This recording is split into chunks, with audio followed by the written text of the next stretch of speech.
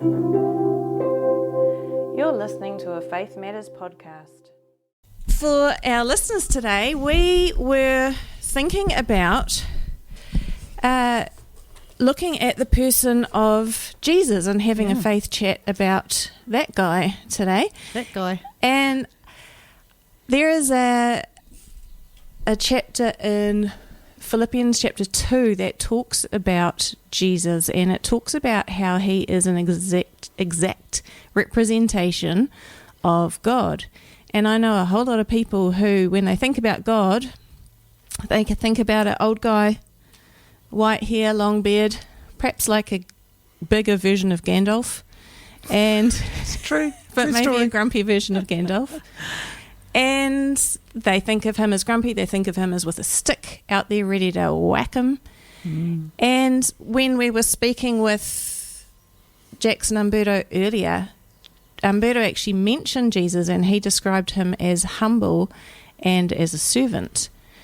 And I thought, well, maybe that is a couple of words that we could explore about who Jesus is, because when you look at what he did, how he interacted with people, he's not really a grumpy Gandalf.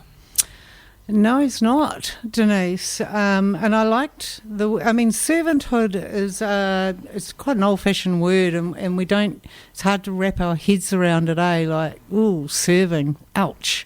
You know, it means I've got to do something for you that I might not want to do. But I think when I look at it on the human side of things, to serve is actually really healthy for us. There's something that changes in us when we serve another. If I put my counselling hat on, I know how, for our mind health, how good this is for us. Like if somebody is, feeling depression or feeling, and when I say the word depression, I say it lightly. I'm not talking clinical depression here. I'm talking the generalised word that everyone tends to bandy out there. I'm feeling depressed today. It means I'm feeling down.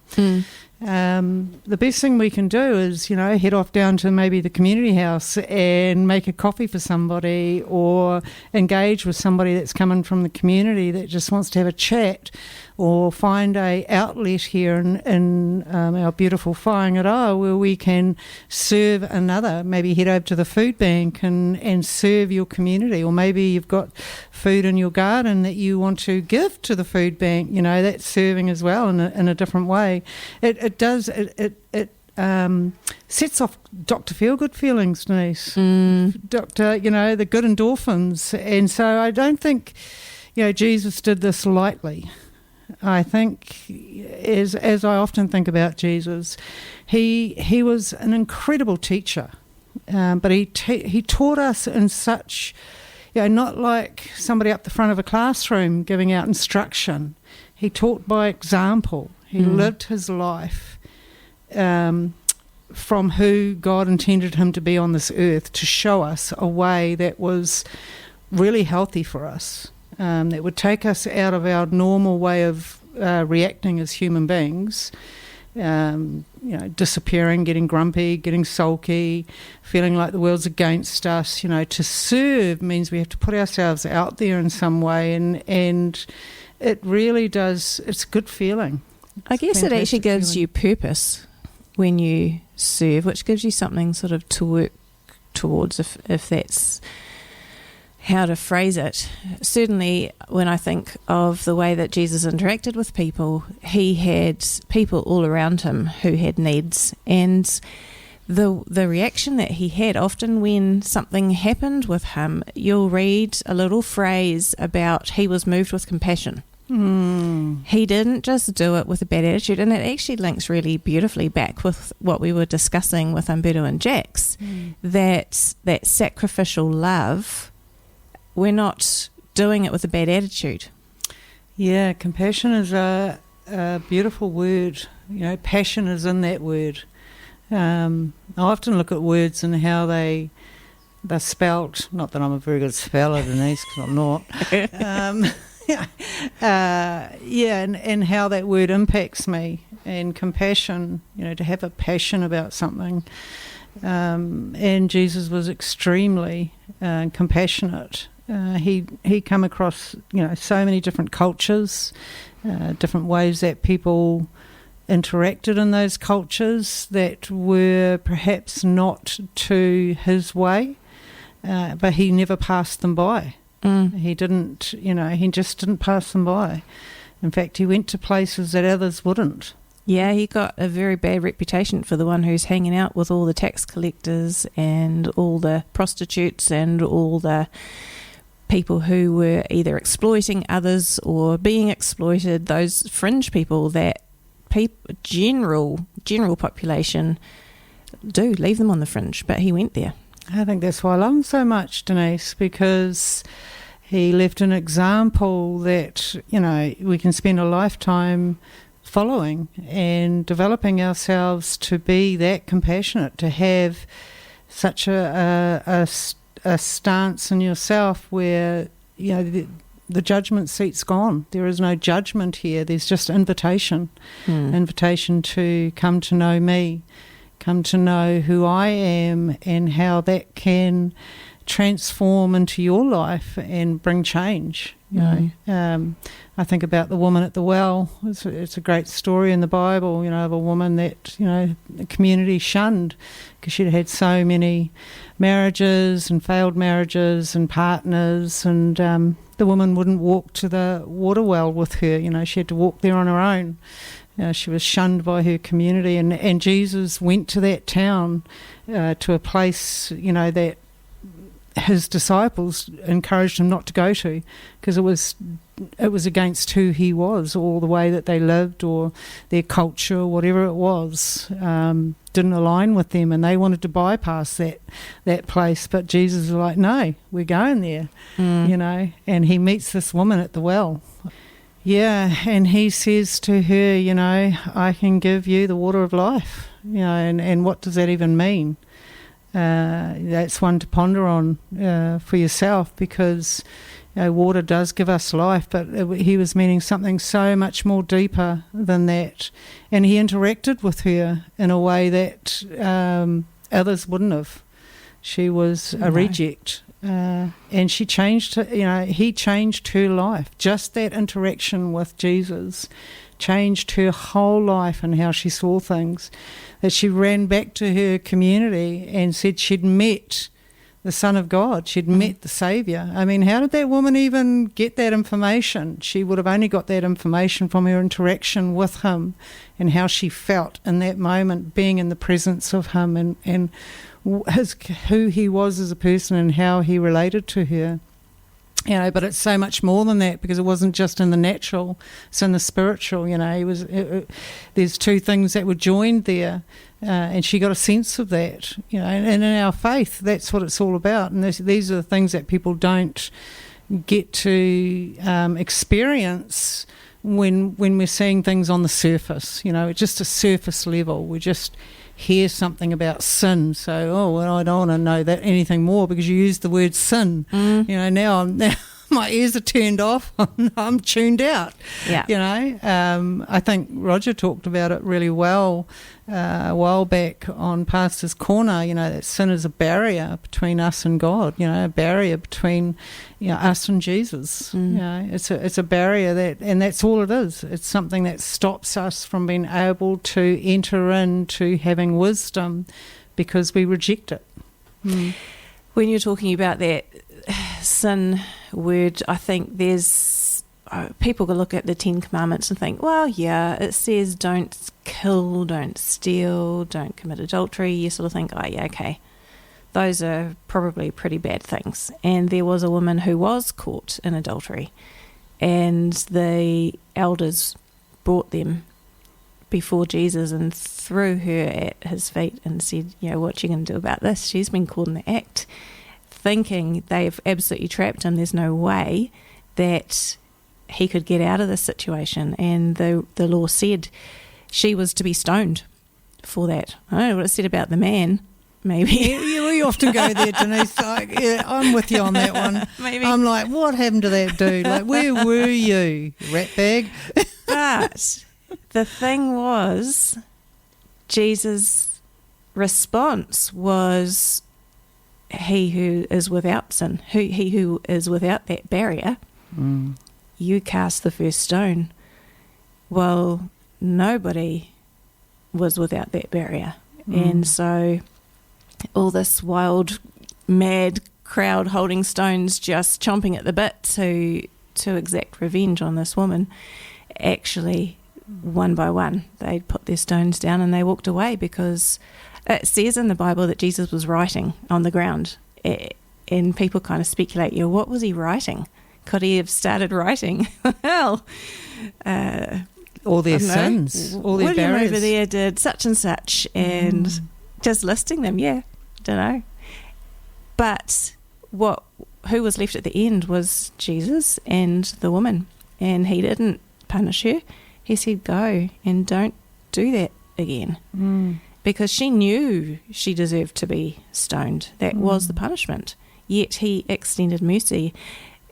So that always makes me marvel, because judgment and mercy are opposite sides of a coin. Yeah.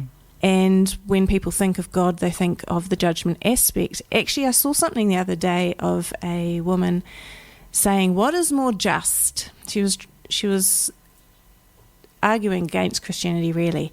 What is more just? Somebody who pays the price for their wrongdoing, or someone who sends their son to be killed for someone else's wrongdoing? And I thought about that, and I thought, actually, God is perfectly just. So the wages of sin, the wages of that barrier, is death or separation from God.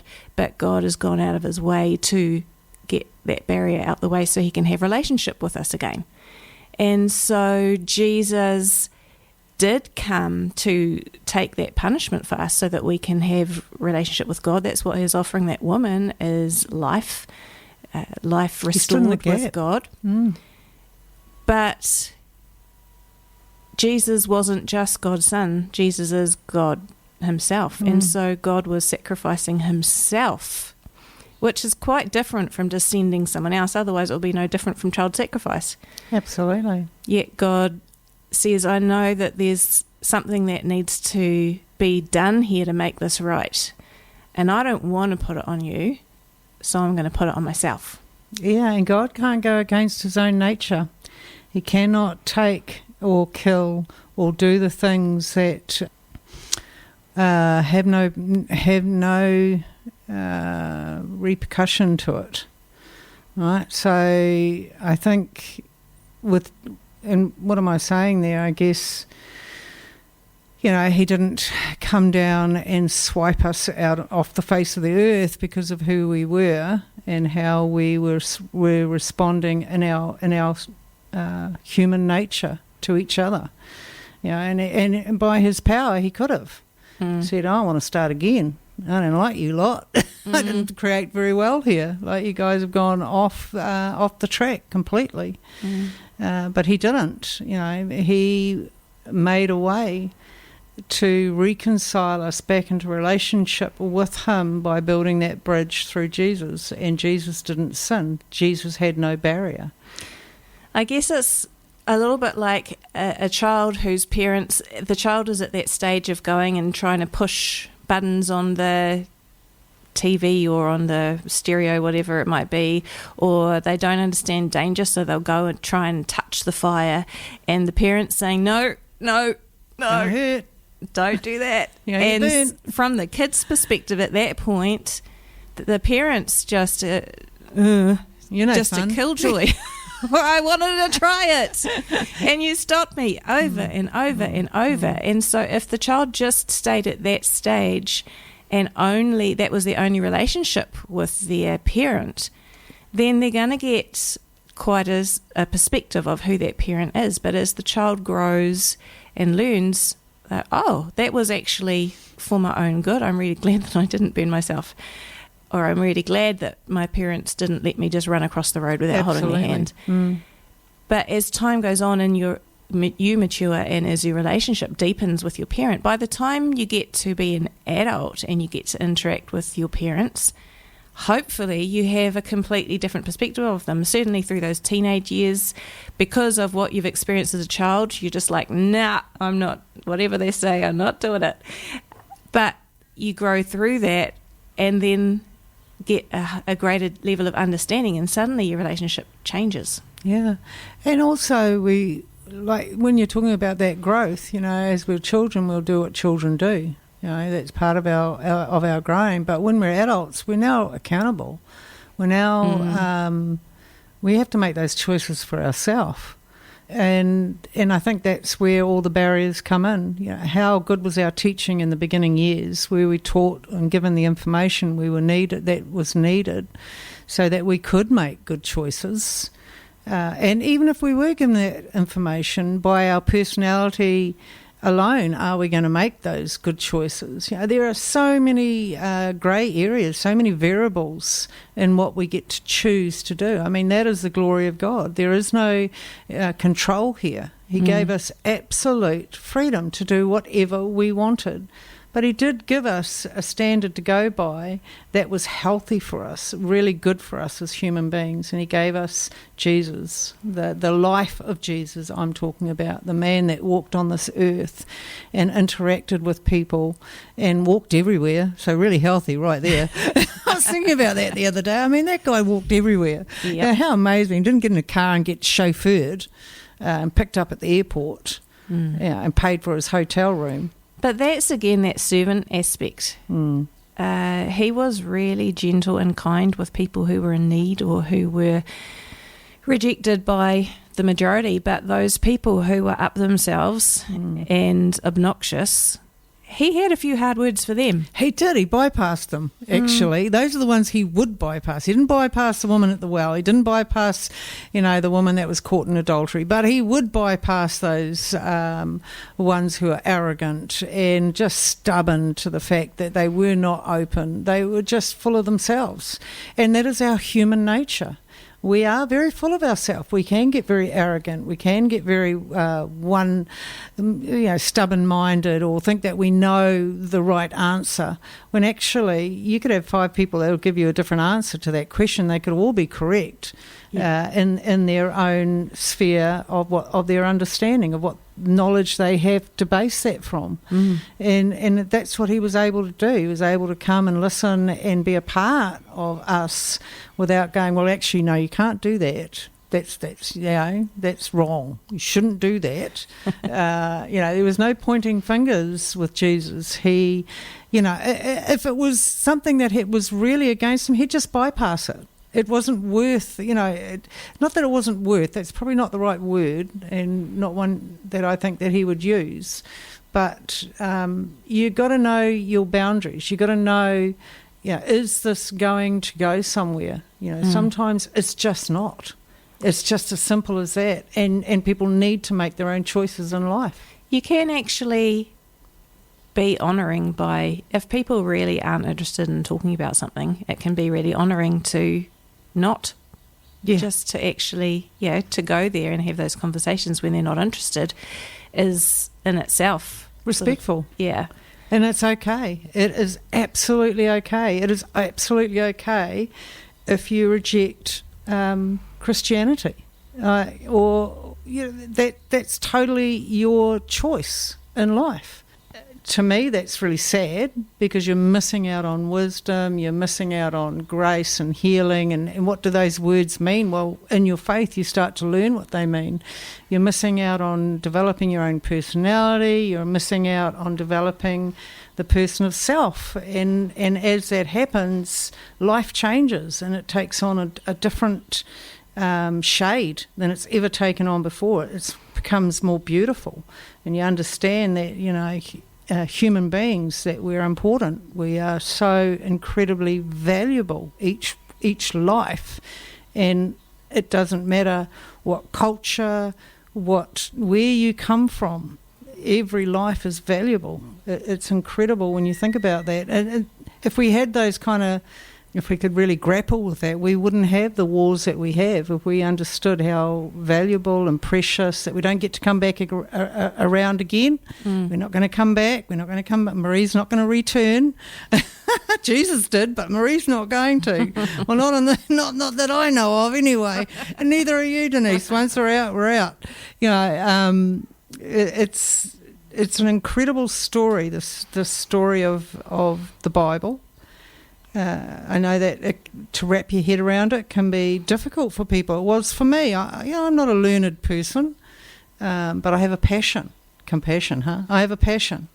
I have a passion for God's word and for who Jesus was and is, and for our Creator. I don't look at this earth and go, oh, it was a Big Bang Theory. It just does my head in. No way. There's no way I came from a monkey. It's just no. It's there I'm stubborn. Like, no, that's not happening for me. There is design here. There is incredible design, incredible intelligence. Why would we want to reject that? Why wouldn't you want to know and enter in and figure this out? It's so worth it. I think when we look at Jesus and we go, okay, so he was serving people and meeting people's needs left, right and centre, there are some people who kind of mimic that activity, but they are either burning themselves out or they are doing it just to be seen. And I when you actually look at how Jesus lived, he did retreat off and have time by himself. He really he did. took time to recharge. He took time to pray. He took time to say, God, where are you working? How can I partner with what you're doing? He wasn't just out there willy-nilly banging into people and doing stuff on his own. He certainly invited God into every part of who he was. And that idea too about the fact that he was moved with compassion when he helped people, he was doing it out of love. And there can be a way of twisting when we help people. We can sort of twist it and make it a control thing, or we can make it like what we were talking about before with scoring. Well, I did this for you, and so you owe me. Yeah, for sure. That's our human nature, huh? That's not how he operated. No. So just looking at that servant's perspective, he, as you say, he walked. He didn't set himself up as high and mighty. He was just one of the guys going about life as everybody did. And he ate like everyone else, like human. Let's get our heads around this. So all the humanness that we have, that Jesus experienced that. And yet, so he led by example. He there's a famous story where he was washing his followers' feet, and that was the thing that was reserved for the lowest of the low. The slaves got to do that job because feet were not considered valuable. They walked everywhere. Especially dirty ones. Yet he wasn't afraid to go there. Yeah, that's it. There's so much beauty in the story of Jesus that it breaks my heart, Denise. It seriously does, because I just get overwhelmed with who he was and still is, because the was isn't past, it's present. It's present in us, it's present in his creation. We have all those attributes within ourselves if we're willing to go there and learn how that was done. How do we sit with somebody we don't like? How do we be a part of something, in even in community when there's not agreement? How do we sit with others in a space that's not always comfortable? There was just, we talk about leadership and we have examples that we have in the time that we're alive. We might look at leaders and go, wow, that was a great leader. And in their moment, they were. They were a great leader. They might have led something somewhere that was incredible. But, Jesus, he didn't falter in this. There was no, well, I've done my bit, now I'm out. Well, I did a good job here. I'll see you guys later. I'm off for a few weeks, on holiday, because I need a holiday now because it was just so much work for me. There was none of that. This was who he was. He lived out of all genuineness and authenticity. There was nothing false about him. And that's what these the great men of those times, who were the Pharisees, the ones there that were all opposing everything about him, that's what they didn't like about him, because he was so genuine. He didn't take a time out. His time out was to go and pray. His time out was to take himself away so he could have quiet and spend time in prayer, but not just in prayer, but just being present in his own creation, absorbing this beautiful environment that was around him, because we get so much from nature itself. So not only did he experience, spiritually, but he was also present in the creation that was created here. And we've still got this creation. This hasn't changed from the time he walked on this planet with us. I wish it was with me. I wish I was there, Denise.